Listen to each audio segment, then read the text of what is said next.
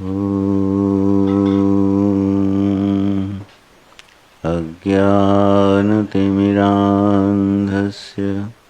ज्ञानाञ्जनशलाकया चक्षुरुन्मीलितं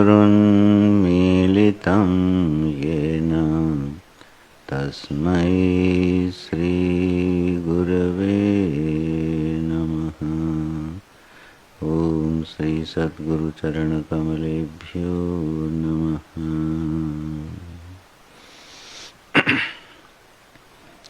उपनिषद का शांति मंत्र है, उसका पाठ करता हूँ। ओम आप्यायन्तु ममंगानि वाक्प्राणश्चक्षुः श्रोत्रमथो बलमिन्द्रियाणि च सर्वाणि सर्वं ब्रह्मोपनिषदम् माहं ब्रह्म निराकुर्याम् मा ब्रह्म निराकरोत् अनिराकरणमस्त्वनिराकरणं मेस्तु तदात्मनि निरतेय उपनिषत्सु धर्मा ते मयि सन्तु ते मयि सन्तु। ओम शांति शांति शांति। नारायण।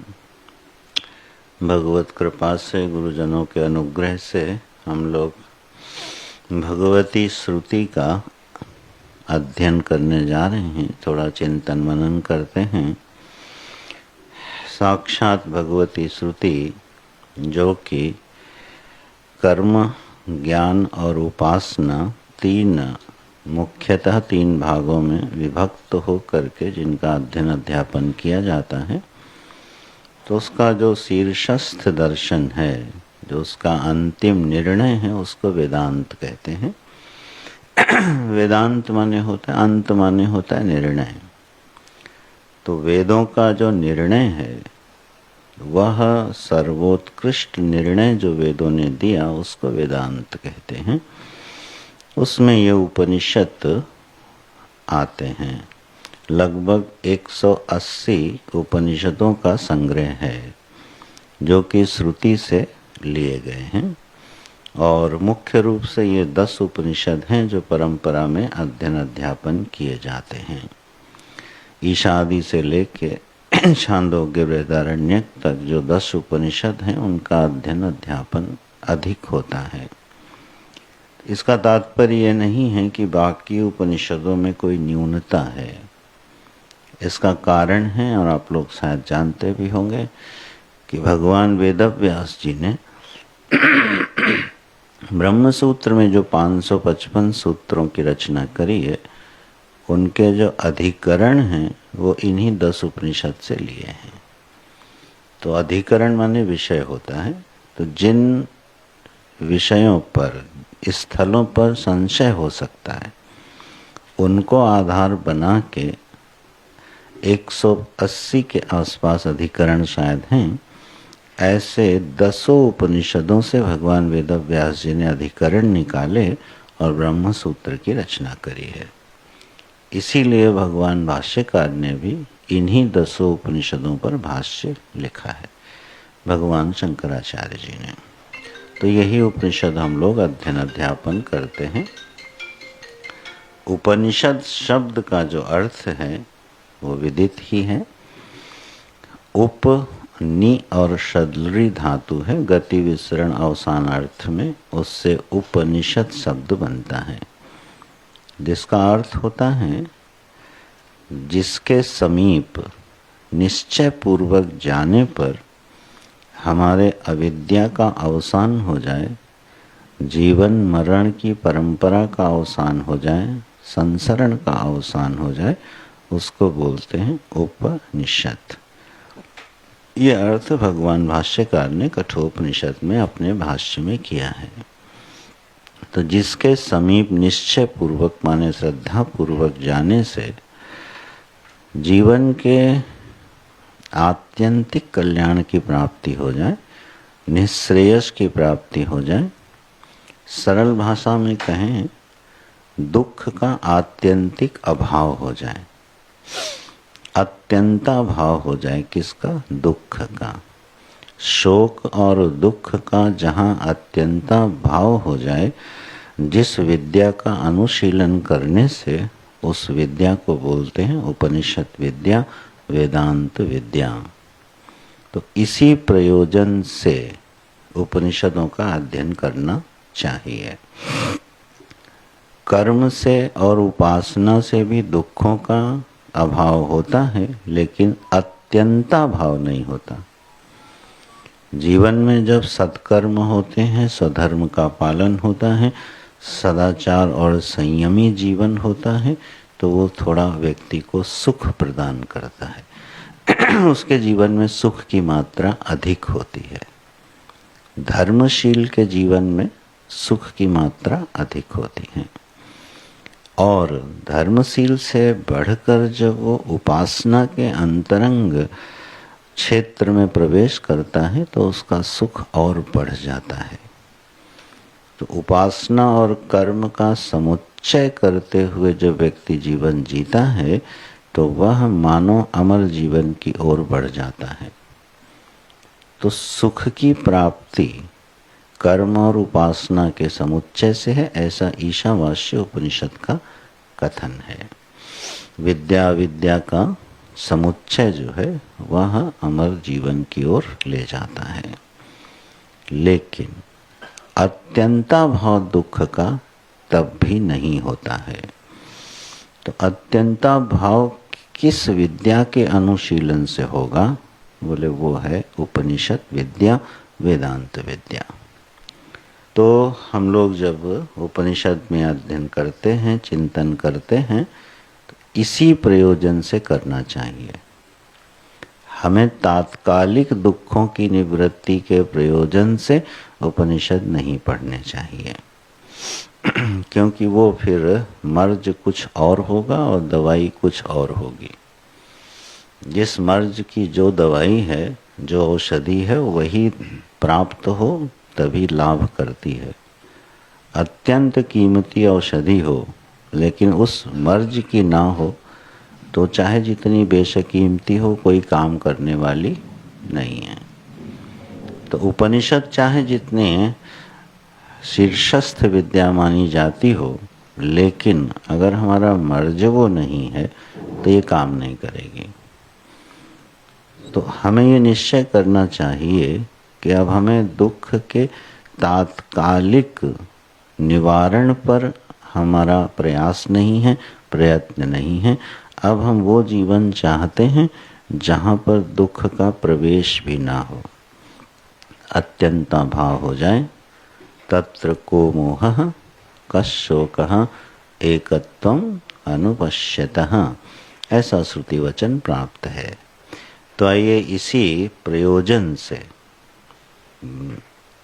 हम लोग इस केनोपनिषद का चिंतन करते हैं। इसका प्रथम खंड बड़ा अभूतपूर्व है, बहुत ही सुंदर है, साधना के लिए अत्यंत उपयोगी है। तो उसको हम लोग यथामति अनुशीलन करते हैं। शांति मंत्र है जहाँ प्रार्थना की जाती है, ये सामवेदी उपनिषद है। तो उसका शांति मंत्र है ओम आप्यायन्तु मम अंगानि। हे परमात्मा, मेरे अंगों को आप पुष्ट करें। वाक् प्राणश्चक्षुः श्रोत्रम अथो बलम इंद्रियाणि च सर्वाणि। कर्मेंद्रियां और ज्ञानेंद्रियां दोनों उपलक्षण से यहाँ ले लेना चाहिए। वाक् प्राण और चक्षु और श्रोत्र। तो प्राण क्रिया शक्ति, वाक् कर्मेंद्रिय और श्रोत्र और चक्षु ज्ञानेंद्रिय। तो ये जो संघात है हमारे पास ज्ञानेंद्रियों का, कर्मेंद्रियों का और उनको क्रियाशीलता प्रदान करने वाला जो ये प्राण है, वह प्राण, यह सब के सब पुष्ट होवें, बलवान होवें। तो प्रथम दृष्टया ये लगता है कि ये तो शरीर के पुष्टि की मांग करने लगे। देहाध्यास की निवृत्ति के लिए चले हैं उपनिषद पढ़ने, और मांगने क्या लगे कि जरा हमारे अंग बलिष्ठ होवें, पुष्ट होवें, हम स्वस्थ रहें। तो आगे उसका प्रयोजन बताते हैं, क्यों हमको एक स्वस्थ शरीर चाहिए, क्यों हमको एक स्वस्थ मन चाहिए। क्योंकि अगर ये बलवान नहीं होंगे, स्वस्थ नहीं होंगे, तो चिंतन नहीं हो सकता है। शरीर अत्यंत रुग्ण हो जाए तो चिंतन में बाधा पहुंचती है, अगर बहुत अभ्यास न हो चुका हो। और मन अगर व्याकुल हो, विक्षिप्त हो, शांत ना हो, तो भी उपनिषद का चिंतन नहीं हो सकता है।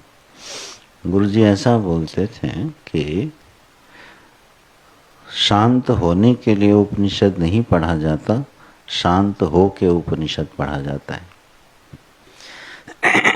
जब हमारा कार्यकरण संघात, ये शरीर और मन, प्राण, बुद्धि सब व्यवस्थित होते हैं, बैलेंस होते हैं, स्वस्थ होते हैं, तब यह विद्या ग्रहण करने की एक योग्यता प्राप्त होती है। तो इस दृष्टि से हमको अपने इस शरीर का और अपने मन का ख्याल रखना चाहिए। हाँ, भोगार्थ इस शरीर की रक्षा नहीं करनी है। देखो, कर्म वही है, प्रयोजन अलग है, और प्रयोजन भिन्न होने से कर्म भिन्न हो जाता, उसका फल भिन्न हो जाता है। ठीक है। कर्म महत्वपूर्ण नहीं होता, इंटेंशन महत्वपूर्ण होता है। इरादा क्या है, यह महत्वपूर्ण होता है। हमारी नैयायिक व्यवस्था में भी यही है कि अगर किसी ने किसी का मानो वध किया, हत्या की, तो ये पूछा जाता है ये इंटेंशनल मर्डर है कि अनइंटेंशनल मर्डर है। क्रिया वही है, लेकिन उसका फल अलग है। अनइंटेंशनल है तो उसका सज़ा अलग है, इंटेंशनल है तो उसकी सज़ा अलग है। और अगर इंटेंशन पवित्र है तो सज़ा नहीं है, उसके लिए इनाम है। जब एक सैनिक दूसरे देश के सैनिक को मारता है, वध वो भी कर रहा है, लेकिन इंटेंशन अलग है, और इसलिए वो इनाम का हकदार होता है, उसको भी पुरस्कार दिया जाता है। कर्म महत्वपूर्ण नहीं होता, प्रयोजन महत्वपूर्ण होता है। तो यह शरीर की रक्षा हम करें, किस लिए करें? अधिक समय तक स्वास्थ्य लाभ कर सकें और अपने जीवन को ठीक से जी लें और जीवन पूरा कर लें। इस प्रयोजन से इसकी रक्षा नहीं करते संत लोग, जिज्ञासु लोग। ये कीमती है, लेकिन सिर्फ इसलिए कि हम इससे हरि चिंतन कर सकें, परमात्मा का चिंतन कर सकें। तो ऋषि प्रार्थना करते हैं कि प्रभु ये बल प्रदान करो, और सर्वं ब्रह्मोपनिषदं माहं ब्रह्म निराकुर्यां मा ब्रह्म निराकरोत्। सर्वं ब्रह्म औपनिषदम, उपनिषद से जो प्रतिपाद्य ब्रह्म तत्व है वह सर्व है, वह सर्वरूप है। सर्वं खल्विदं ब्रह्म। औपनिषदम का अर्थ है उपनिषद प्रतिपाद्य ब्रह्म। ठीक है, इसलिए शब्द दिया है सर्वं ब्रह्मोपनिषदम। तो औपनिषद ब्रह्म कौन है? माने मनमाना ब्रह्म नहीं। ब्रह्म की जो मान्यता है, जो बोध है, वो हमारे द्वारा खोजा हुआ नहीं, श्रुति के द्वारा निर्धारित किया हुआ ब्रह्म, सर्वाधिष्ठान, निष्क्रिय, निष्कल, निराकार ब्रह्म। ठीक है, तो ऐसा जो ब्रह्म तत्व है वही सर्व रूप में विद्यमान है। ऐसा ब्रह्म क्या करे? माहम ब्रह्म निराकुर्याम, ऐसे ब्रह्म का निरादर मैं ना करूं और ऐसा ब्रह्म मेरा निरादर ना करे। बड़ी सुंदर प्रार्थना है ये। ये ब्रह्म मेरा निरादर ना करे और मैं ब्रह्म का निरादर ना करूं। इसका मतलब क्या हुआ? मैं ब्रह्म का निरादर ना करूं माने ब्रह्म अनुसंधान में प्रमाद ना करूं। ब्रह्मानुसंधान में प्रमाद करना ब्रह्म का निरादर करना है। जिस ब्रह्म का बुद्धि शास्त्र के अनुसार चिंतन कर सकती है, मनन कर सकती है और एक अभूतपूर्व सिद्धांत को अपने जीवन का अनुभव बना सकती है बुद्धि, लेकिन प्रमाद वशात क्या है कि हम उसका निरादर करते हैं। निरादर क्या है?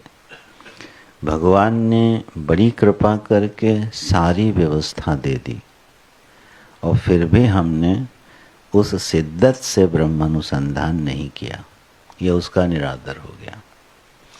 भगवान ने स्वस्थ शरीर दे दिया, एक भौतिक व्यवस्था दे दी जहाँ हमारे चित्त को बहुत व्यथित नहीं होना पड़ रहा है। माने हमारी जो सामाजिक पारिवारिक व्यवस्था है वो बड़ी सुकून भरी है, कर्तव्य पूरे हो चुके हैं, कोई ऋण नहीं है, कोई विक्षेप नहीं है, जीवन में शांति है, उपद्रव नहीं है।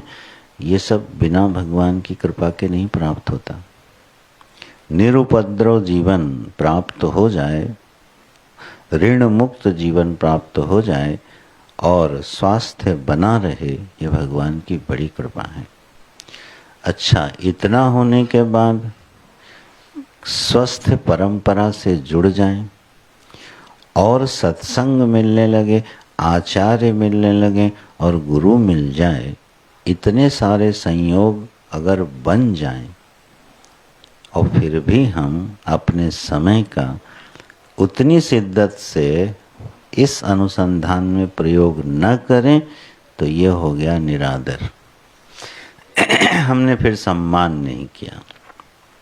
जो एक खूबसूरत व्यवस्था जीवन परमात्मा ने हमको उपलब्ध कराया, हमने उसका पूरा उपयोग नहीं किया। यह है परमात्मा का निरादर करना, उस ब्रह्म का निरादर करना। तो हे प्रभु, मैं ऐसे इस औपनिषद ब्रह्म का निरादर न करूं, सतत मेरी बुद्धि उस सत्य को खोजती रहे। मन ये प्रश्न सुबह से लेकर रात तक बना रहना चाहिए कि इस ब्रह्मानुभूति का स्वरूप क्या है। ठीक है, जैसे लोभी को धन की चिंता सतत सताती है, उसमें एक नैरंतर्य होता है।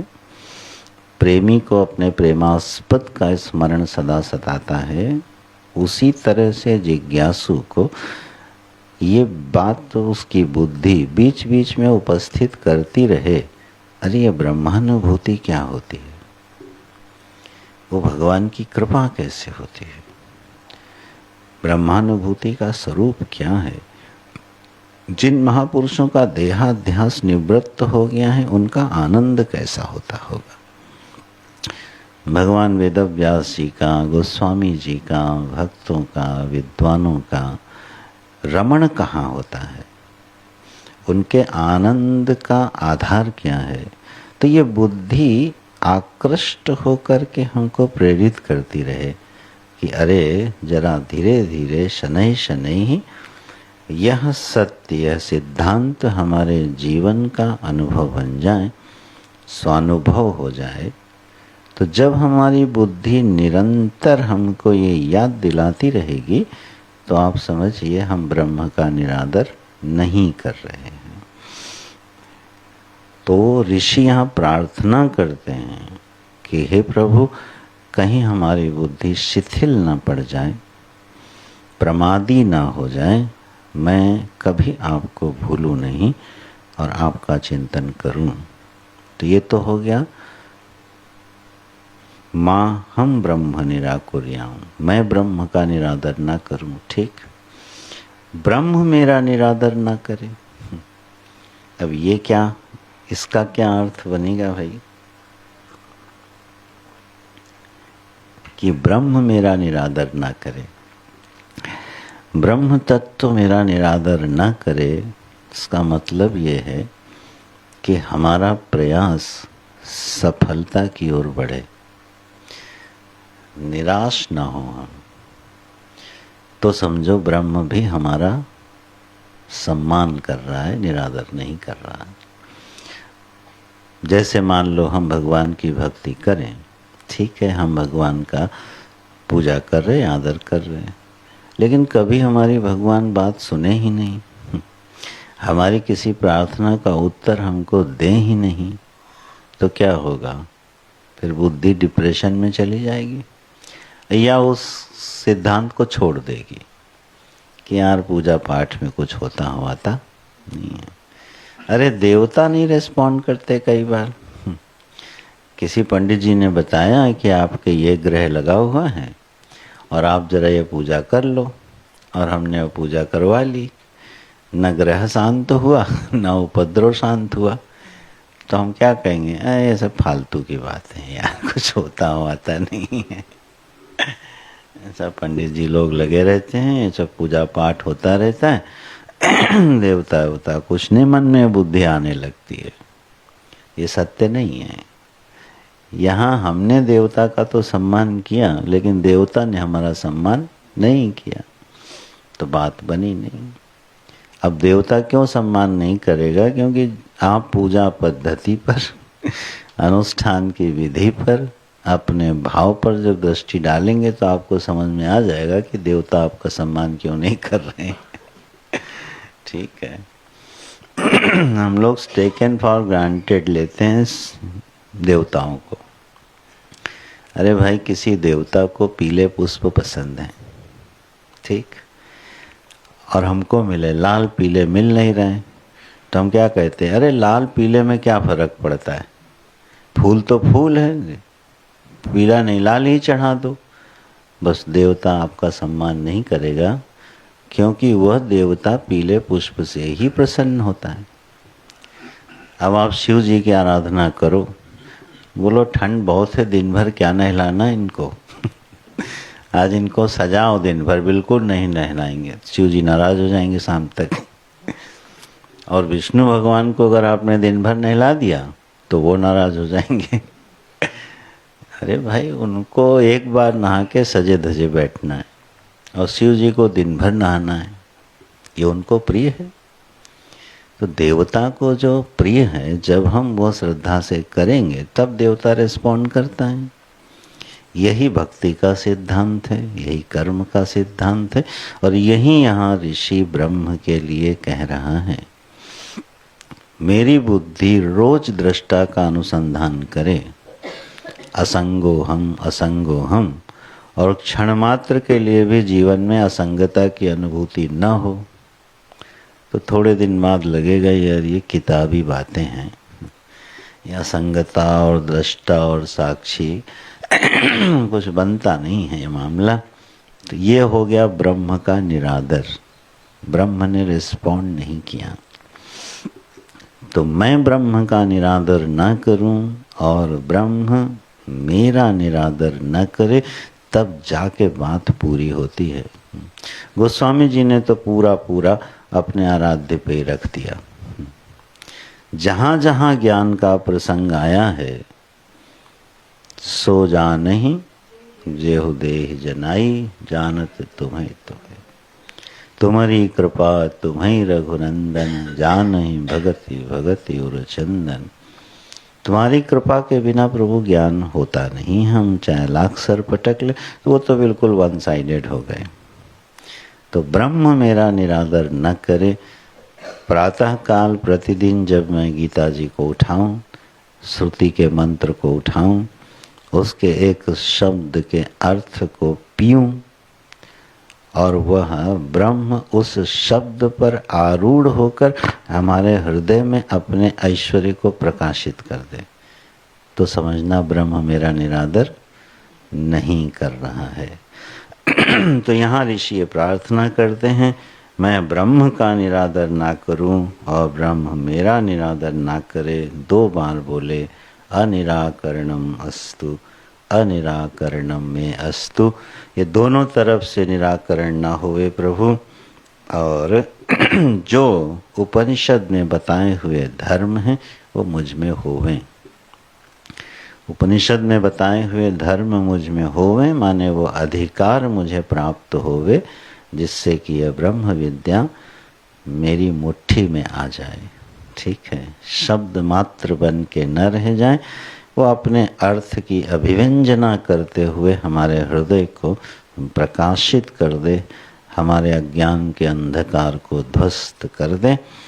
ऐसी सुंदर एक दिव्य प्रार्थना की है। ये सारे धर्म मुझ में होवे प्रभु, जिससे कि मैं आपका अनुसंधान कर सकूं, त्रिताप की शांति होवे। अधिभूत, अधिदैव और अध्यात्म तीनों प्रकार के तापों की शांति होवे। अच्छा, अगर तीनों प्रकार के ताप शांत हो गए तो कुछ बचता है क्या? हर मंत्र के बाद ये कहा जाता है कि तीनों प्रकार के ताप शांत हो जाएं। तो अगर तीनों प्रकार के ताप शांत हो गए तो करने को बचाएगा कुछ क्या? लेकिन प्रार्थना करके बोलें तीनों प्रकार के ताप शांत हो जाएं और अब मैं आपकी आराधना करूं। ब्रह्म विद्या बड़ी मजेदार है। जीवन में अधिभूत, अध्यात्म और अधिदैव से मैं विरक्त हो गया हूँ। ठीक है ना? अधिभूत, अधिदैव और अध्यात्म तीनों प्रकार की सत्ताओं से संबंध तोड़ करके निष्क्रिय, संबंध रहित ब्रह्म में प्रवेश होता है। अगर इनमें से कोई भी ताप सर पे चढ़ा हुआ है तो वो ब्रह्म विद्या फिर फलीभूत नहीं हो पाती। इसलिए तीनों प्रकार के ताप शांत हो जाएं। थोड़ा विषयांतर होगा, एक वाक्य में कई बार बोलता हूँ। कुछ लोग कहते हैं स्वामी जी ये जो बस ये हंसते खेलते जीवन चला जाए, प्रभु से ये प्रार्थना है क्या? बस खटिया न पकड़नी पड़े बिस्तरा न पकड़ना पड़े और बस हंसते खेलते जीवन चला जाए। अच्छा भाई, तो यही लक्ष्य है कि हंसते खेलते जीवन चला जाए ये उपनिषद के शिष्य का लक्ष्य नहीं है कि हंसते खेलते जीवन चला जाए। नहीं, हंसता खेलता प्रभु ने बनाया इसलिए है कि अब जरा अपने असली स्वरूप की ओर मुड़ा जाए, ये लक्ष्य है। हंसते खेलते चले जाना लक्ष्य नहीं है जीवन का। तो तीनों तापों की शांति हो जाए, हमारा संबंध बन जाए आपसे और मैं आपका अनुसंधान करूं, ऐसी प्रार्थना करने के साथ अब हम प्रवेश करते हैं उपनिषद पे। पहला मंत्र है ओम केनेशितं पतति प्रेषितं मनः, केन प्राणः प्रथमः प्रैतियुक्तः, केनेशितां वाचमिमां वदन्ति, चक्षुः श्रोत्रं क उदेवो युनक्ति। ओम परमात्मा का नाम है, आलंबन है। ओम बीजाक्षर मंत्र है। केनेशितं पतति प्रेषितं मनः। क्या प्रश्न पूछा जा रहा है?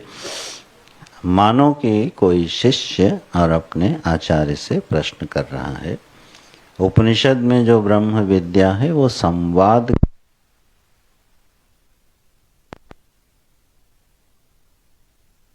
उपलब्धि होती है हमेशा। संवाद शब्द का अर्थ तो मेरे ख्याल से विदित होगा,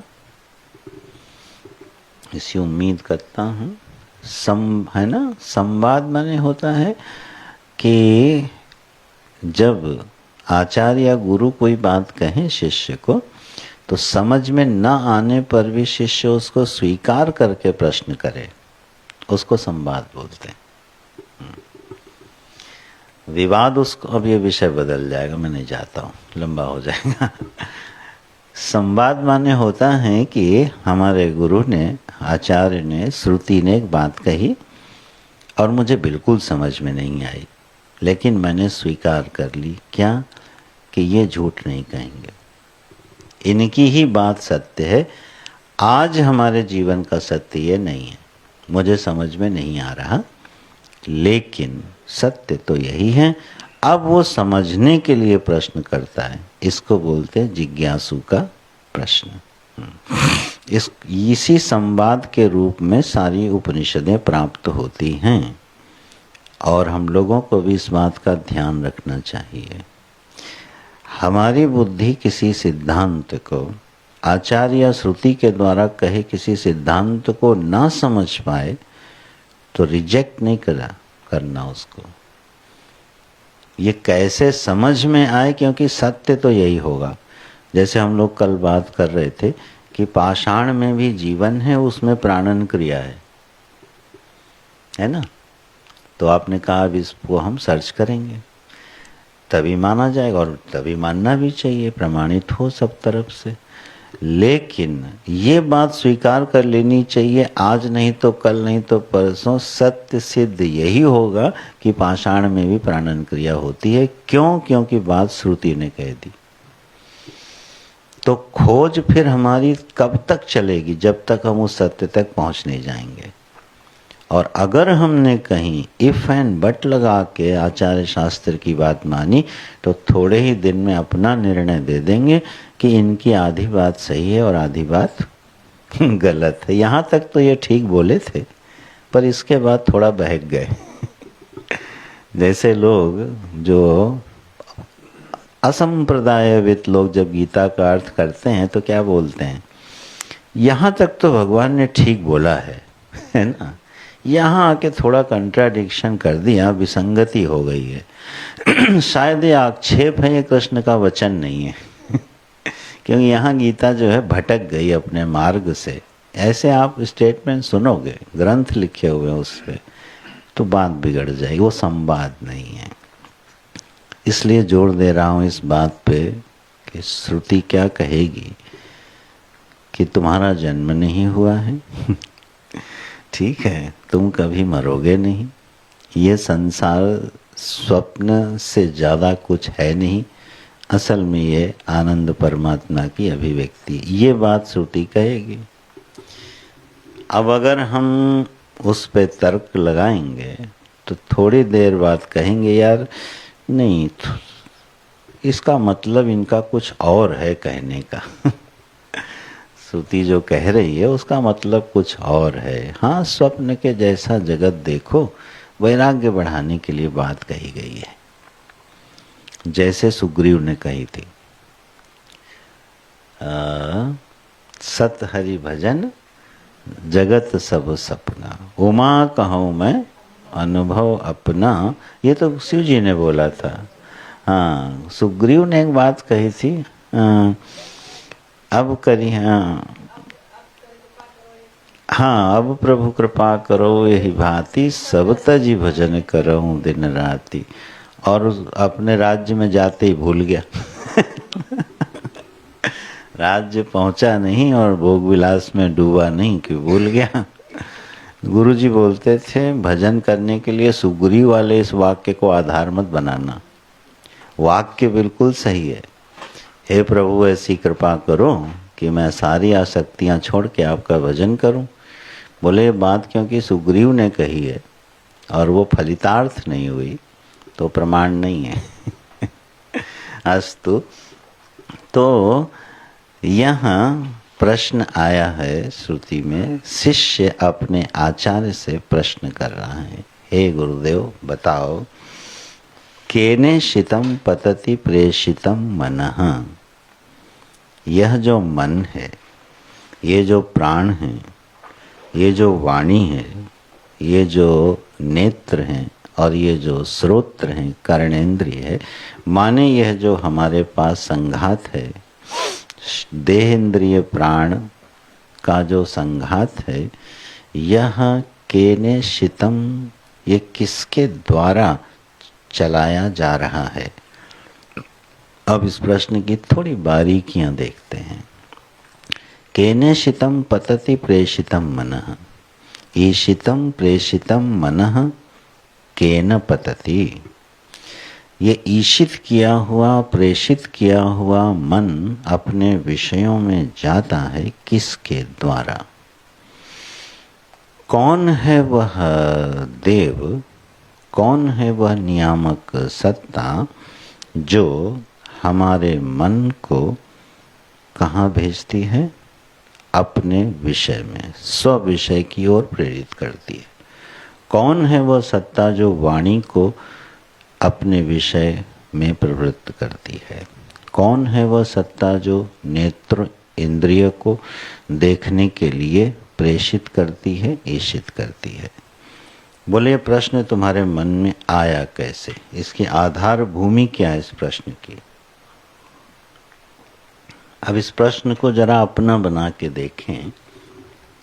हमारा जो ये मन है, यह मन निरंतर अपने विषय की ओर जाता है, निरंतर इसमें विषयों का स्फुरण होता रहता है।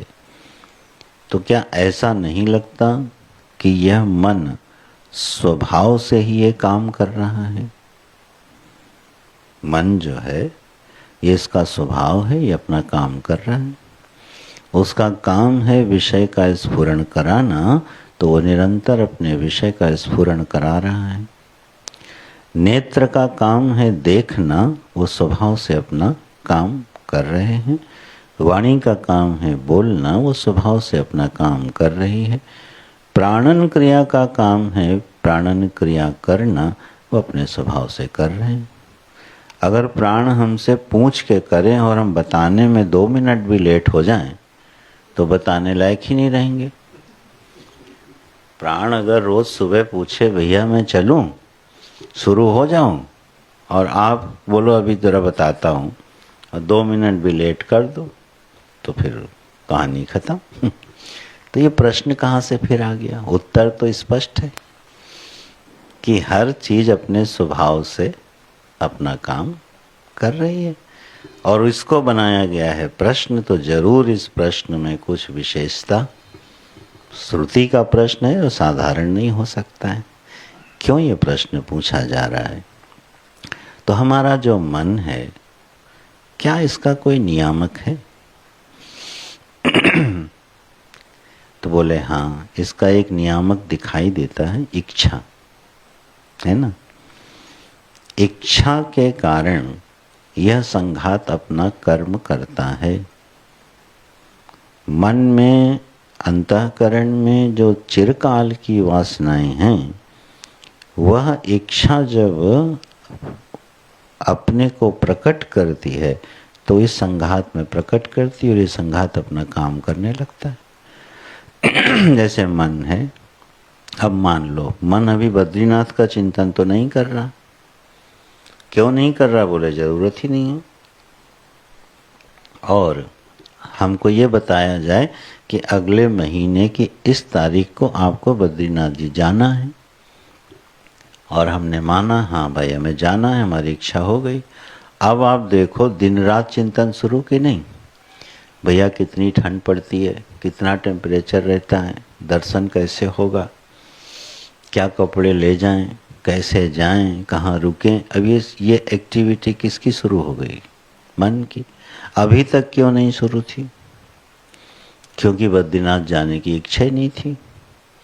तो जब इच्छा ही नहीं थी तो मन अपना काम कर ही नहीं रहा था। तो पूरा का पूरा संघात किसके अधीन दिखाई देता है, इच्छा के। जैसे इच्छा हो गई, क्रिया शुरू हो गई। इच्छा हो गई 11 बजे सत्संग करना है, तो भाई मन ने कहा आज देर तक मत बैठो, 10 बजे नाश्ता कर लो, क्यों 11 बजे क्लास में जाना है। तो आज उठो। तो ये किसने सजेशन दिया, मन ने। क्यों दिया, क्यों 11 बजे सत्संग करना है। तो हमारी वाणी वही बोलती है, हमारे पैर वहीं जाते हैं, हमारे हाथ वही काम करते हैं, हमारे नेत्र वही देखते हैं जो हमारी इच्छा होती है। टीवी में जब आप चैनल खोलते हो तो किस चैनल पे रुकते हो? जो आपको देखने का मन करता है उसी पे तो रुकते हो जाके। तो हाथ अपना काम कर रहे हैं कि नहीं? कौन उसको प्रेरित कर रहा है? इच्छा। तो एक सीधा सा उत्तर है कि इस पूरे संघात का प्रेरिता कौन है? इच्छा। बोले जिस प्रश्न का उत्तर विदित हो, सबको मालूम हो, वो श्रुति का प्रश्न नहीं हो सकता। इसलिए ये प्रश्न का मर्म ये नहीं है। जो प्रश्न सर्वविदित होता है वो शास्त्र में नहीं उठाया जाता। अग्नि गर्म क्यों है, इस पर कभी चर्चा हुई शास्त्र में? स्वभाव पे चर्चा नहीं होती है। स्वभाव पर प्रश्न चिन्ह नहीं खड़े होते हैं। विषय बदल जाने का बड़ा खतरा रहता है। गुरुजी का सिखाया हुआ दिमाग है ना, इधर उधर जाए तो लगता है कहाँ जा रहे हो शास्त्र छोड़ के, लेकिन संबंधित है। स्वभाव पर प्रश्न नहीं होता। आपने कभी यह प्रश्न किया कि अग्नि गर्म क्यों है? कभी नहीं, क्योंकि ये उसका स्वभाव है कि वो गर्म है। अब जरा एक बात पर ध्यान दीजिएगा। कभी आपसे कोई ये पूछता है आप सुखी क्यों हो? लेकिन ये जरूर पूछा जाता है आप दुखी क्यों हो? पूछा जाता है कि प्रश्न खड़ा हो गया, आप दुखी क्यों हो? क्यों? क्योंकि आपका स्वभाव नहीं है। सुखी क्यों हो अगर ये कोई पूछ दे तो आप उससे लड़ जाओगे। क्यों? बड़ी जलन हो रही है यार तुमको, हम सुखी हैं तो तुमको क्या परेशानी है, हम सुखी हैं तो। कभी हम ये प्रश्न नहीं पूछते आप सुखी क्यों हो। क्यों? क्योंकि सुख हमारा स्वभाव है और स्वभाव पर कभी प्रश्न चिन्ह खड़ा नहीं होता है। अब कोई इस बात से परेशान होने लगे कि सूरज पूरब दिशा में क्यों निकलता है, तो जीवन भर परेशान ही रहेगा। स्वभाव पर प्रश्न खड़ा नहीं किया जाता है। तो जो बात सर्वविदित है वो श्रुति का प्रश्न नहीं हो सकता है। तो फिर इस प्रश्न का मर्म क्या है, रहस्य क्या है? भगवान भाष्यकार ने इस प्रश्न के मर्म को निकाला। बोले प्रश्न पूछने वाला एक बात प्रश्न इसलिए ये जानना चाहता है वो, संघात में संघात का प्रेरिता नहीं हो सकता है। अब थोड़ी भाषा बदलेगी, ध्यान रखिएगा, समझने की कोशिश करते हैं हम लोग मिलके। संघात में संघात का प्रेरिता नहीं होता है। इच्छा संघात का हिस्सा है कि नहीं? वासना, इच्छा, ये सब किसके हिस्से हैं? संघात के। कार्यकरण संघात, कार्यकरण संघात माने देह, मन, देह और अंतःकरण। तो वासनाएं कहाँ रहती हैं? अंतःकरण में। इच्छाएं कहाँ रहती हैं? अंतःकरण में। ये तो प्राकृतिक है ना, तो प्राकृतिक होने से, प्रकृति जन्य होने से ये संघात का हिस्सा है। तो संघात में संघात का प्रेरिता नहीं रह सकता और इच्छा संघात का हिस्सा है, इसलिए इच्छा संघात का प्रेरिता दिख भले रही हो नहीं सकती है। ये कैसे? संघात संघात का प्रेरिता क्यों नहीं हो सकता? अब आप ध्यान दीजिएगा कि हम लोग संघात को ही संघात का प्रेरिता मानते हैं, उसी के हिस्से करते जाते हैं। बोले मन का नियामक बुद्धि है, तो संघात में संघात का प्रेरिता बना दिया कि नहीं? और ये सिद्ध भी होगा, व्यावहारिक दृष्टि से सिद्ध भी हो जाएगा कि मन का नियामक कौन है? बुद्धि है। कैसे? बोले मन का काम है संकल्प विकल्प करना। मन ने संकल्प विकल्प किए और बुद्धि उस पर निश्चय करती है, और बुद्धि ने जैसे ही निश्चय किया मन की दिशा बदल जाती है।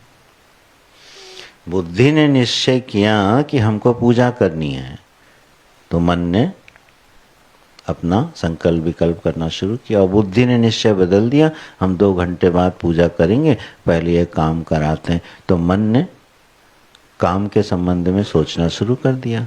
प्रेरिता कौन हुआ? मन का। बुद्धि। बुद्धि का प्रेरिता कौन है? बोले चित्त। चित्त का प्रेरिता कौन है? बोले मैं। तो कुल मिला के हमको अपने जीवन में संघात का प्रेरिता कौन दिखाई देता है? संघात का ही हिस्सा। भगवान भाष्यकार ने अद्भुत सिद्धांत दिया, आप लोगों ने सुना होगा, मैं याद दिलाता हूँ। संघात जब भी होता है वो किसी अन्य चेतन के लिए होता है, ये नियम है। संघातो ही परार्थत्वात्। दुनिया में कोई भी संघात, कोई भी कॉम्बिनेशन, कोई भी संगठन बनता है, वो संगठन के लिए नहीं बनता, संघात के लिए नहीं बनता, संघात से भिन्न किसी चेतन के लिए होता है। ये ऐसा खूबसूरत नियम है, भगवान भाष्यकार ने ऐसा सुंदर तर्क दिया है ये। और दृष्टांत क्या दिया कि जैसे रथ बनता है, तो रथ में कितने संघात लगे?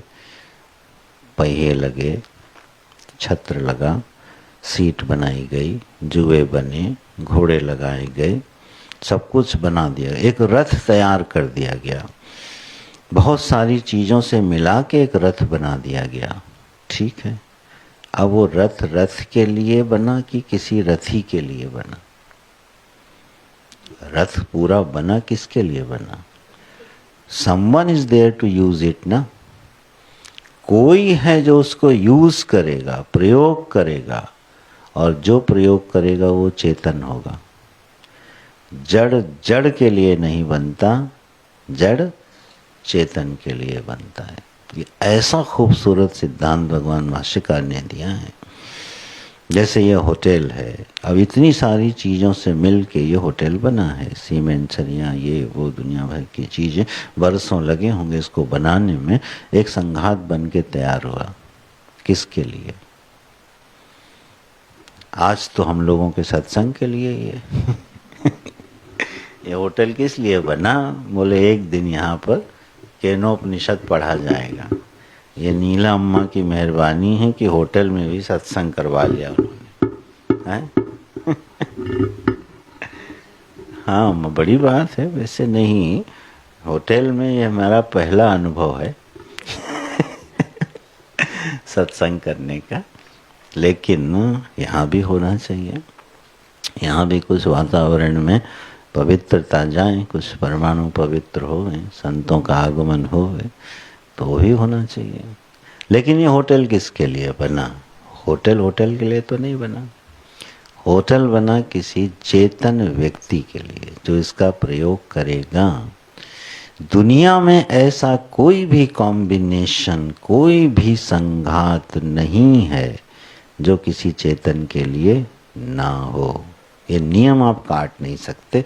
ये भगवान भाष्यकार ने अपने भाष्य में ये प्रस्तुत किया है। तो बात क्या बनी कि ये जो शरीर है, क्या ये संघात नहीं है? क्या ये जड़ नहीं है? ये जो शरीर है पंचभौतिक, ये जड़ है कि नहीं? ये मन जड़ है कि नहीं? बुद्धि जड़ है कि नहीं? इच्छा जड़ है कि नहीं?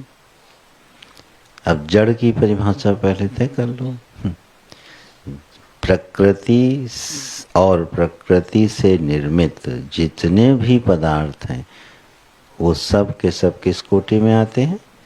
जड़ कोटि में आते हैं। और जड़ का एक दूसरा नियम है, जो जड़ होगा वो दृश्य होगा। ये दूसरा नियम है। जो दृश्य हो जाएगा उसमें जड़त्व तो जरूर होगा। तो हमारी इच्छा हमारा दृश्य है कि नहीं? हमारा मन हमारा दृश्य है कि नहीं? ये शरीर हमारा दृश्य है कि नहीं, संघात का कोई भी अवयव ऐसा हो ही नहीं सकता जो कि किसी चेतन का दृश्य ना होवे। इच्छा दृश्य कैसे है? क्यों? हमारे इच्छा हमारे आंखों के सामने, माने हमारे सामने रहती है कि नहीं रहती? मन हमारे सामने रहता है कि नहीं? हम जानते हैं कि ये मेरी इच्छा है। किसको? ये जड़ की परिभाषाएं हैं। जो दृश्य बन जाए वो जड़ होगा, जो प्रकृति से निर्मित है वो जड़ होगा, जो भी संघात बनेगा उसका हर अवयव जड़ होगा। इसलिए पूरा ब्रह्मांड और यह शरीर किस कोटि में गया?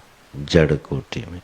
जड़ शब्द का अर्थ मूर्ख मत समझिएगा, वो रूढ़ है ना दिमाग में, जहाँ किसी को जड़ बोला, जड़ माने मूर्ख, उस अर्थ में नहीं है जड़त्व। सत्व गुण, रजोगुण और तमोगुण से निर्मित यह अखंड सृष्टि दृश्यत्वात् होने से जड़ है। हम अपने मन को भी जानते हैं, बुद्धि को भी जानते हैं, अपने सुख को भी जानते हैं, है ना, दुख को भी जानते हैं। वो हमारा दृश्य बन जाता है, हमारे ज्ञान का विषय बन जाता है। तो जो हमारे ज्ञान का विषय बन गया वो हो गया जड़। ठीक है। क्रियाशीलता जो है वो चेतनता की पहचान नहीं है। हम लोग क्या सोचते हैं? जो चीज क्रियाशील है वो चेतन है। पत्थर क्यों जड़ बोल देते हैं हम लोग? क्रियाशील नहीं है। और प्राणी जो चलते फिरते बोलते हैं, इनको हम लोग चेतन क्यों बोल देते हैं? क्योंकि ये क्रियाशील है। लेकिन आप बताओ, नदी क्रियाशील है कि नहीं? तो क्या क्रियाशीलता होने से उसमें चेतनता आ जाएगी? ये पंखा क्रियाशील है कि नहीं? तो क्या ये चेतन हो जाएगा? उस दृष्टि से नहीं होगा। क्रियाशीलता चेतन की पहचान नहीं है। गुरुजी ने एक अभूतपूर्व वाक्य बनाया था, मैं सिर्फ याद दिला रहा हूं आप लोगों को। चेतन किसको कहते हैं? जिसको अपने होने का ज्ञान होता है, जो स्वानुभूत होता है, उसको बोलते हैं चेतन। ये फिजिक्स की परिभाषा से थोड़ी डिफरेंट है। जिसको अपने होने का ज्ञान होता है। अब ध्यान दीजिए, ये जो हाथ है, इस हाथ को अपने होने का ज्ञान नहीं। इस हाथ के होने का ज्ञान हमको है, मुझे है ना। अब थोड़ा अंतरंग जाइए, मन को अपने होने का ज्ञान नहीं होता। मन के होने का ज्ञान किसको होता है? हमको होता है। और मैं चेतन हूं। स्वयं मन में ये सामर्थ्य नहीं है कि वो अपने होने का ज्ञान करा सके। इच्छा को ये सामर्थ्य नहीं है कि वो बैठे बैठे अपने होने का ज्ञान करा दे। तो ये जो नियम बना कि जो भी संघात है वो किसी अन्य चेतन के लिए है, और इसलिए संघात का प्रेरयिता संघात में हो नहीं सकता है। तो श्रुति का यह शिष्य किसके लिए, कौन, किस हेतु से प्रश्न कर रहा है? वो ये जानना चाहता है कि इस संघात से व्यतिरिक्त कोई चिद वस्तु है क्या? क्या वही इस संघात का प्रेरिता बनती है? अगर वो है तो फिर हमारी दृष्टि वहां पर क्यों नहीं जा रही है कि न केवल इस शरीर का, हमारे मन और बुद्धि का, बल्कि अखिल कोटि ब्रह्मांडों का एक प्रेरिता है, एक ईशिता है। ठीक है। ये अपने आप कुछ भी कर नहीं सकते हैं। तो संघात से भिन्न किसी चेतन वस्तु की सत्ता है, उसको सिद्ध कर रहा है ये प्रश्न। प्रश्न ही उस सत्ता को सिद्ध कर रहा है, क्योंकि वो संघात के बारे में नहीं जानना चाहता। तो यह प्रश्न किस मनोभूमि से आया है, किस आधार भूमि से आया? देखिए, हम लोगों के प्रश्न जनरली क्या होते हैं, साधकों के प्रश्न, हमारा मन बहुत चंचल है, इसको शांत कैसे करें, मन को एकाग्र कैसे करें। ये भी साधना संबंधी बड़े अच्छे प्रश्न हैं, अर्जुन ने भी किए हैं। चंचलम ही मनोकृष्ण प्रमाथीनी बलवद दृढ़, हे प्रभु मैं इसको कैसे नियंत्रित करूं, अर्जुन ने भी पूछा है ध्यान के संदर्भ में। गोस्वामी जी तो लिखते हैं पीपर पात सरिस मन डोला, ये तो मन पीपल के सूखे पत्ते की तरह है, हवा चलती हुई भी मालूम नहीं पड़ती है और पत्ते हिलते रहते हैं पीपल के। इतना बढ़िया दृष्टांत लाए हैं। पीपल का पत्ता ऐसा है कि जब बाकी पत्ते जब हवा चलती तब हिलते हैं, पीपल का पत्ता ऐसे हिलता रहता है। तो बोले हमारा मन कैसा है प्रभु? बोले पीपल के पत्ते की तरह, ये बस कांपते ही रहता है। शाखा मृग के बड़ी मनुसाई, शाखा ते शाखा पर जाई, बंदर की तरह एक से दूसरे, दूसरे से तीसरे विषय पर घूमता रहता। ये प्रश्न बनते हैं, ये प्रश्न साधना के प्रश्न हैं, ये वेदांत का प्रश्न नहीं है। वेदांत का प्रश्न क्या है? इस शिष्य को अब इस बात से कोई मतलब नहीं है कि उसका मन एकाग्र है या चंचल है, शांत है या नहीं है, क्योंकि वो सब पहले कर चुका है, वो सब शांत बैठा है। उसका प्रश्न है कि इस संघात के अतिरिक्त इस ब्रह्मांड में, इस संघात में क्या कोई चेतन वस्तु है? और अगर है चिद वस्तु तो क्या वो प्रेरिता है, क्या वो ईशिता है? तब ये प्रश्न बना, केने शितम पतति प्रेषितम मनः, हे प्रभु वो कौन है जो हमारे मन को हिला देता है? वो कौन है जो हमारी वाणी को प्रेरित कर देता है कि बोलो? वो कौन है जो हमारे नेत्रों को खोल देता है कि दृश्य का दर्शन करो? ये मुझे अपने संघात के भीतर जो तत्व दिखाई देते हैं वो रिलेटिवली सत्य हो सकते हैं, यथार्थ सत्य नहीं है, इनका कोई अन्य प्रेरिता होना चाहिए। तो प्रभु ये बताइए कि कौन है जो इसको लगाता है। भाष्यकार ने इस पर काफ़ी सुंदर भाष्य, सुंदर तो उनके सारे भाष्य हैं, इसके कई पहलुओं को भी उन्होंने उठाया है, आप लोग पढ़िएगा। एक पूर्व पक्ष इसमें उठाया है, बोले अगर तुम ये मानो कि भैया ये मन का स्वभाव है और वो अपने स्वभाव से चलता है, काहे कोई पीछे पड़े हुए प्रश्न लेके? ये उठाया संशय भाष्यकार ने कि ये मन अपना काम कर रहा है, तुम काहे पीछे पड़े हो इसके? बोले अच्छा एक बात बताओ, मन अगर स्वभाव से ही चलता तो वो अनर्थ का चिंतन क्यों करता, दुख का चिंतन क्यों करता? मान लिया कि स्वभाव से जा रहा है, ठीक, अब उसने 10 साल पहले हुए किसी नुकसान की याद आ गई। अब मैं कह रहा हूँ यार क्यों याद कर रहे हो उसको, अपना काम करो, लेकिन वो मान नहीं रहा, वो उसी बात को याद किए जा रहा है। हमारा किसी से वियोग हो गया, हमें अचानक याद आ गया, अब हम कह रहे हैं रहने दो यार, चला गया सब कुछ, जाने वाला चला गया, खोने वाला खो गया, रहने दो, वो मान नहीं रहा। तो वो अगर स्वभाव से चिंतन करता तो हमेशा सुख का चिंतन करता ना, वो दुख और अनर्थ का चिंतन क्यों करने लगता है? और हटाने पर भी नहीं हटता है। It takes its own time. हमको यहाँ तक कहना पड़ जाता है, अच्छा ऐसा करो, वक्त सारे घावों को भर देता है।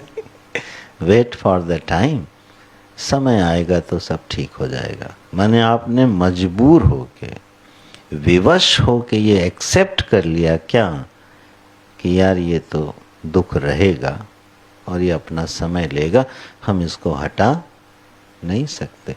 ये तो विवशता हो गई। इस विवशता को कभी स्वीकार नहीं करना चाहिए। चलो भगवान, तुमने मेरे जीवन में दुख ही लिखा है तो भोग लेंगे। चाहे भगवान को ले आओ, चाहे देवता को ले आओ, लेकिन बात ये सही नहीं है। पहली बात तो भगवान हमें दुख देने में कोई इंटरेस्ट नहीं है उसको। ठीक है, उसे तो सुख देने में भी इंटरेस्ट नहीं है। वो तो इंटरेस्ट फ्री है। इंटरेस्ट फ्री है वो। तो यह मन अगर स्वभाव से जाता अपने विषय में, तो क्यों भैया दुख का चिंतन करता।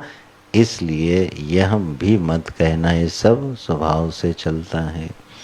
माने जीवन में विषमता आई, दुख आया, और हम विवश होके मान लें कि अब तो इसको भोगना ही पड़ेगा, तो ये श्रुति के प्रश्न से बाहर हो गए आप।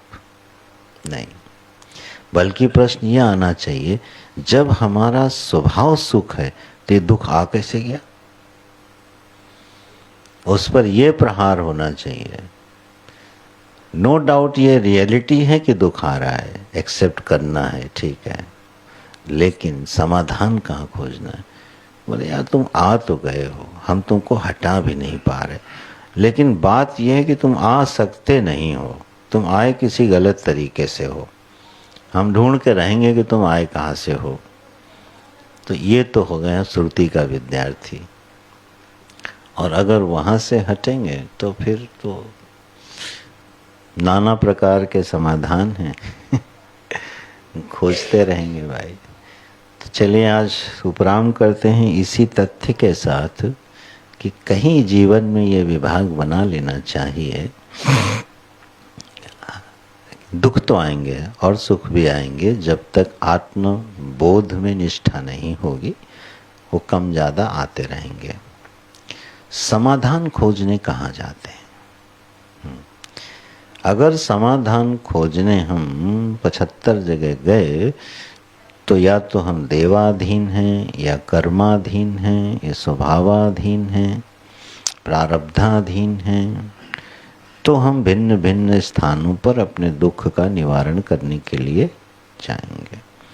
लेकिन अगर हम श्रुति के विद्यार्थी हैं, उपनिषद पढ़ रहे हैं, तो कुछ काल तक ही सही बुद्धि को कहना चाहिए, मैं अब कोई समाधान ढूंढने वाला नहीं हूँ।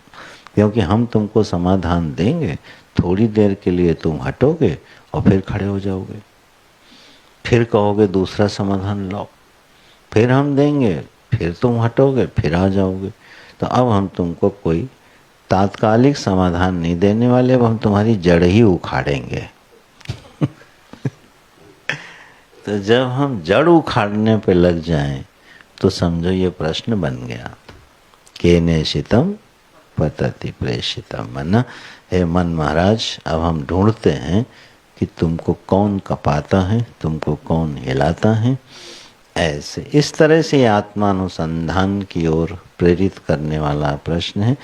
श्रुति के इन 8 मंत्रों पे बड़ी सुंदर चर्चा हुई। जो प्रथम खंड है केनोपनिषद का, हम लोग कोशिश करेंगे आगामी 2 दिन में ये 8 मंत्र हम एक समरी के रूप में हम लोग इसको समझने की कोशिश करते हैं। तो कल फिर चिंतन करेंगे उस इष्ट विषय पर। नारायण नारायण। ओम पूर्णमदः पूर्णमिदं पूर्णात् पूर्णमुदच्यते पूर्णस्य पूर्णमादाय पूर्णमेवावशिष्यते। ओम शांति शांति शांति। हरि ओम। श्री गुरुभ्यो नमः। हरि ओम।